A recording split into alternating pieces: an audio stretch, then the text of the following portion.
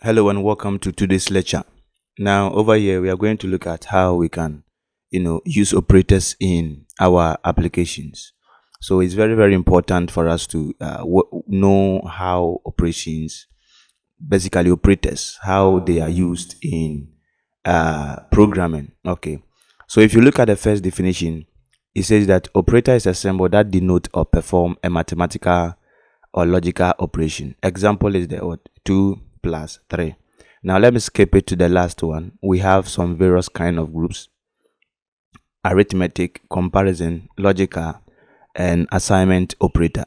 So we have a whole lot. These are uh the most common ones, and you are going to see this in most of the languages. So almost all the programming languages, they do have support for these operators we are talking about. Okay, so let's look at the first one. The first one is what we call the arithmetic operators. Now, under the arithmetic operators, we can also call it the mathematical operators, the ones we use mostly in mathematics. So the plus, the minus, the multiplication, division, and then the what? The modulo. Okay. You realize sometimes you can go to some e-commerce website like Jumia, and the moment you go there, you can add products to cart. The moment you add another one to cart, then automatically you see a number rise from 1 to 2. If you add another 1 to, then the number changes to what? 3. This is example of the operator in action. They are simply making sure each time you click on add to cart, then they add, you get it, they use the addition operator to combine them together. Okay, so quick, let me show you a quick example. Go to code blocks. Let's say we have two variables. Okay, so int a is equal to 5, and then int b is equal to 7. Okay, now I'll use the cout, and then I'll say that, okay, we have another one, int c, and it's equal to a plus b. You get it? Come down here and then put c in the cout. So a is storing 5, b is storing what? 7. Now we are using the plus to add the value of a and then the value of what? B. So as a result, it's simply going to be 5 plus 7.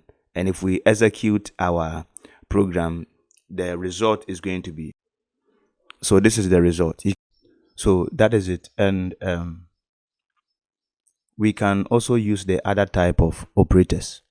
Now you can see the arithmetic is not only about the, it's not only about the plus. We have the minus, multiplication, subtraction, and then the others. Okay, and the others as well. We also have the minus, multiplication, division, and then the modulo, like as I said before. So let's go to the code blocks and look at how we can use this one. Now it's very simple, just like the ones we've been doing in mathematics. If you make this side minus, that means whatever the value of a is, and then this one, there's going to be some subtraction. Okay, so a is storing 5 and b is storing 7. So what is 5 minus 7? I believe it should be negative 2. Okay, so we execute and you can see we have the negative 2 shown on the console screen. Okay, so that is about the subtraction assignment, subtraction operator. Okay, we also have the multiplication. If you use it, if you execute, the result will have to be will have to be displayed. Okay, so basically with the operators, they can be standalone. You only use the operators to either add two values, subtract, divide, and then the others. Okay, so this is the subtraction, and then with the division, it's just like the slash, the slash. That's what the division symbol is. So we run the program. 5 divided by 7, you can see we have 0 here. Okay, now definitely there's supposed to be some decimals, but because of the int data type we are using, integer can only store whole numbers. So whatever be the case, it will not allow for us to have the decimal. So let me change this one to float, at least just for us to understand what is going on. we execute the program now, and you can see that we have 0.7 and some other numbers. Okay, so that is it. But let's revert it back to integer. With int, it will give you 0, because you can't have decimals as whole number. Okay, so that is about the division operator. Then let me talk to you about the last one. That is the what? The modulo. The modulo is very important. Now we use the modulo operator for simply getting the remainder of a number. Okay, so that's what modulos are. That is what modulos are used for. So let's say I have 10 modulo 2. So this is how the program will take it. Now we have 10, we have 2. You ask yourself, how many times will 2 go into 10? I think 2 will have to go into 10 5 times. Okay, what will be the remainder? So the remainder is 0. If the remainder is 0, then it means 10 modulo 2 is equal to 0. Whenever you use the modulo, it will give you the remainder. Okay, if I change this side and I make it 9, how many times will 2 go into 9? It's going to be 4 times. The remainder, that is 1. So this one like this, if we run the program, you will see on the screen that the answer will be what? Will be 1. So use the modulo operator whenever you want to what? Get the remainder of a number. Now, most of the time you use this when you want to, know if a number is even number or not. So, even numbers, they are numbers that are divisible by 2 with no remainder, right? So that means if I have 2 modulo 2, this is supposed to be what? A qualified even number. Because if I run the program, you can see what? We have 0. Another even number we can talk of, what about 4? It will also give you remainder of what? 0. But if you put something like 9 there, 9 is not an even number. So 9 is going to give you a remainder of what? 1. That is because 2 will go into 9 4 times, and then the remainder will be what? 1. So that is about the modulo operator. Okay, modulo operator. So under the arithmetic, these are the ones we have, and we use the arithmetic operators mostly when we are working with performing this mathematical operations in our code. Now let's jump to the next one, that is the comparison or relational operator. So I think as the name suggests, this group of operators are used to compare 2 or more operands. Okay, so comparing the result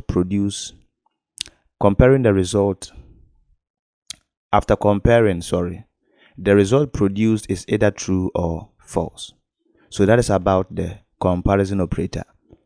We use this group of operators for comparing 2 or more variables. Okay, 2 or more variables. And under the examples, these are some that we have: the less than, the greater than, and then the what? The equal to. So this is a quick example. It says 2 is greater than 3. So do you think 2 is greater than 3? So if indeed you think 2 is greater than 3, then the outcome of the whole thing will be what? True.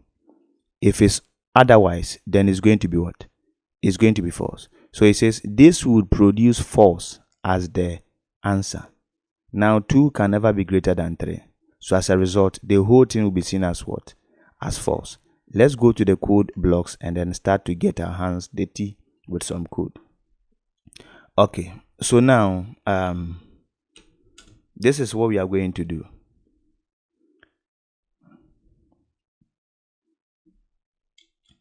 So in a cout,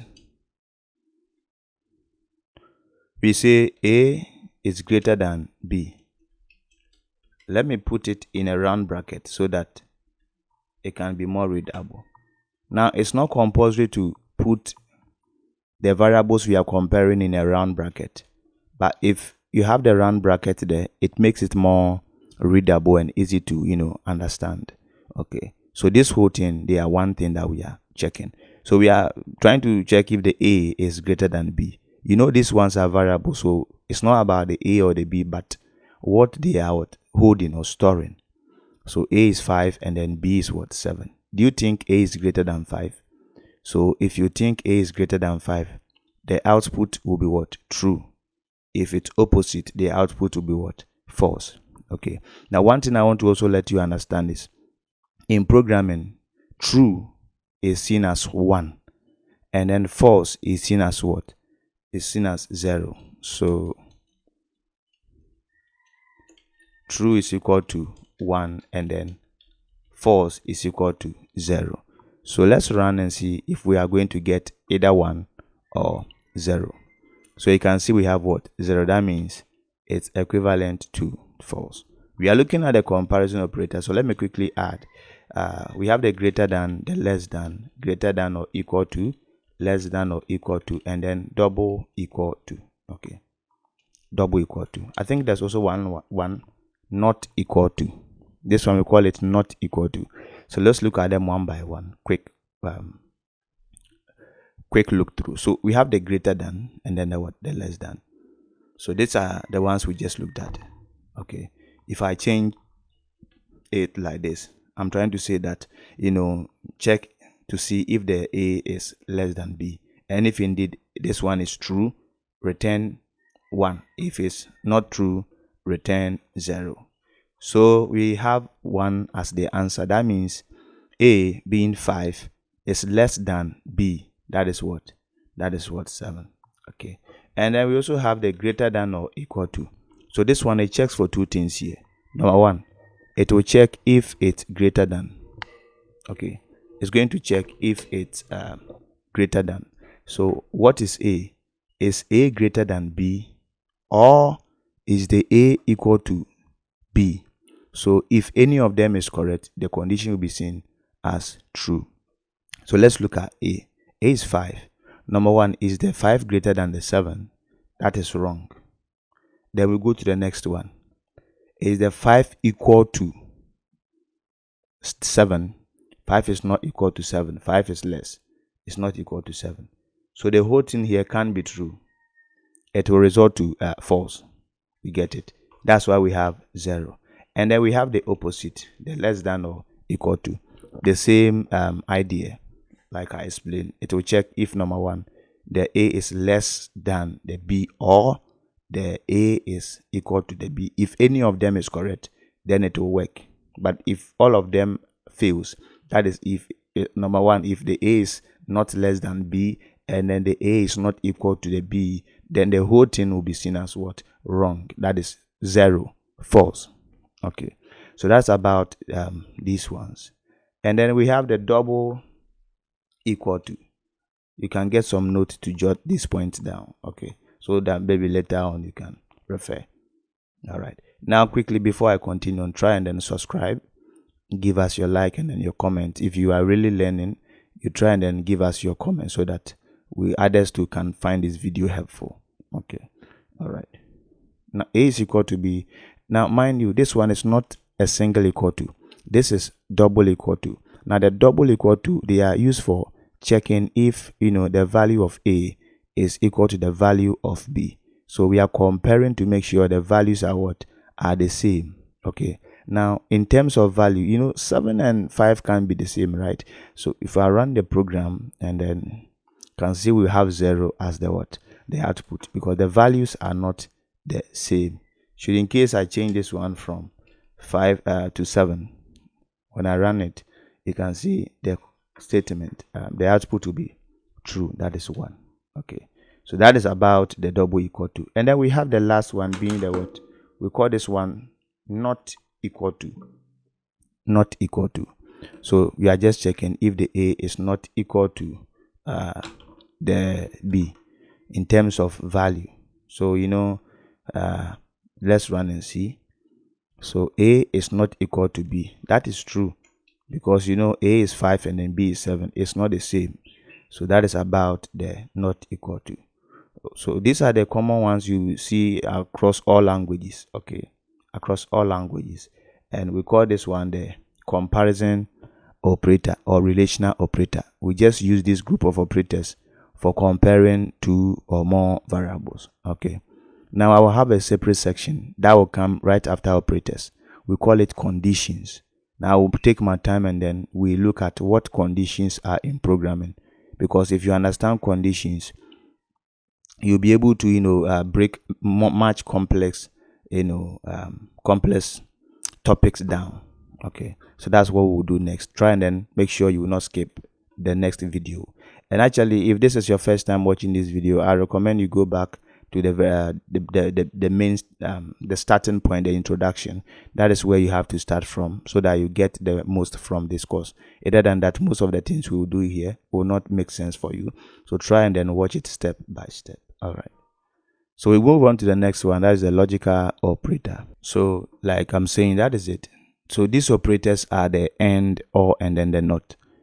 When you use the AND, OR, and then the NOT, they have a different outcome. Okay, so AND return result true if both situations are producing true, and then the OR return true if at least from both situations one is given true, and then the NOT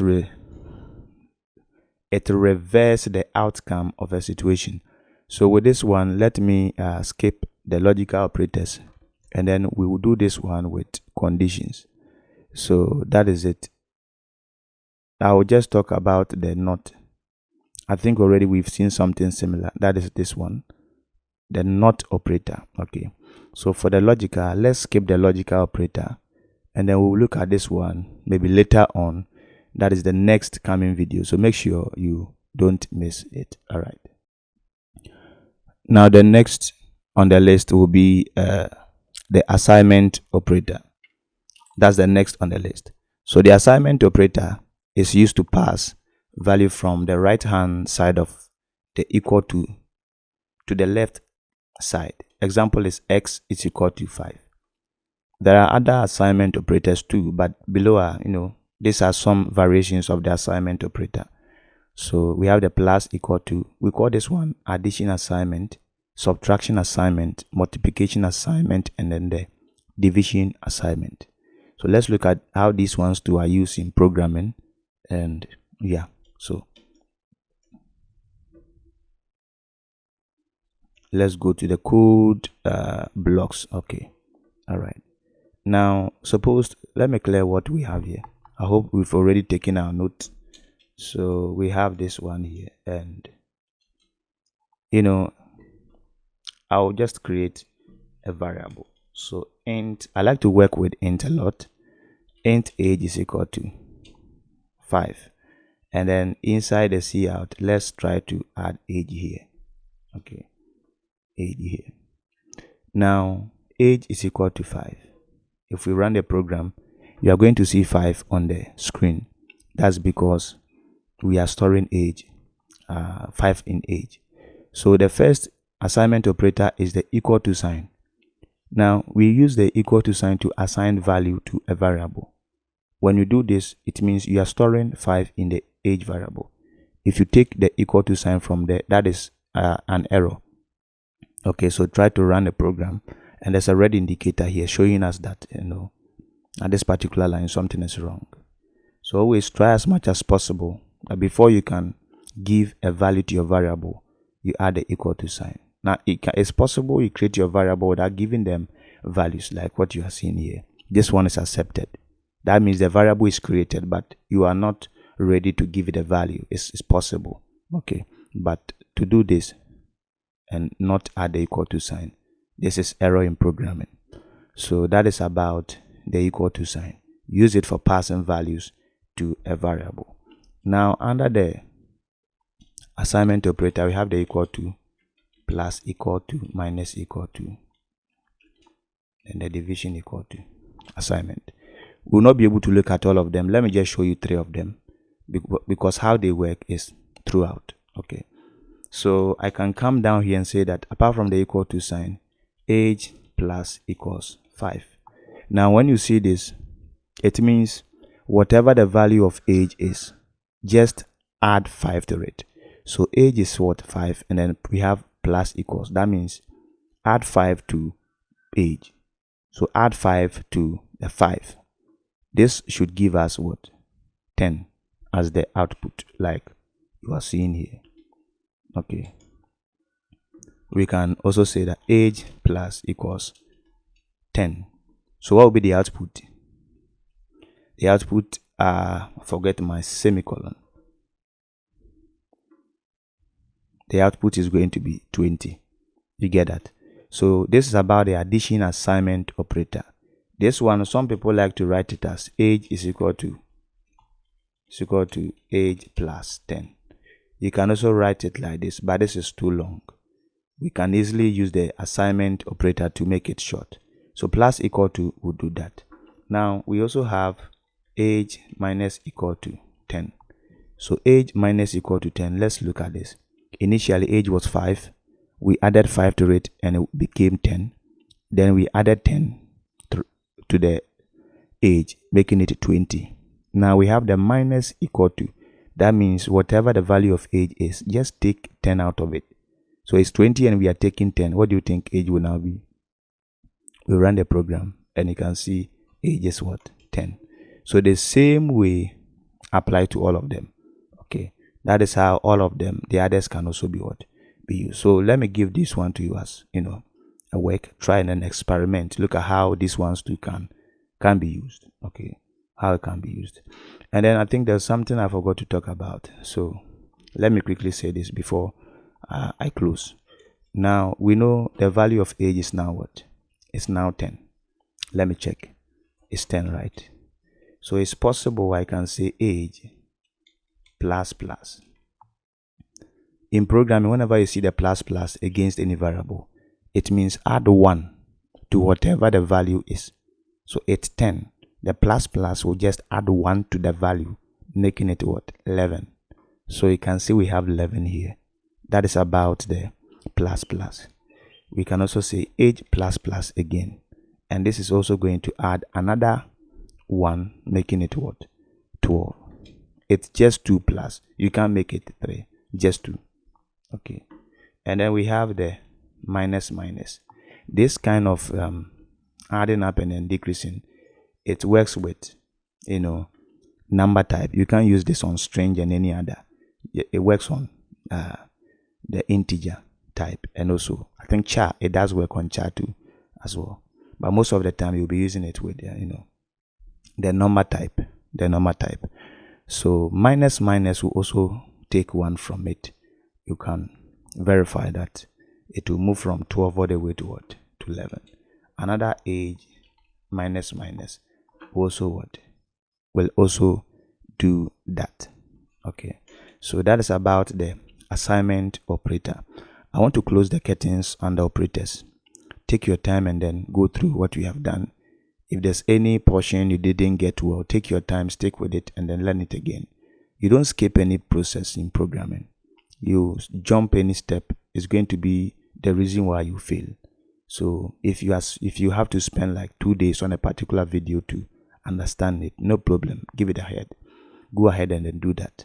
Okay, make sure you really understand them very well before you proceed to the next one. Thank you so much. I will see you in my next video, but before, try to subscribe if you haven't to. Let me see your comment and also your likes. All right, bye bye.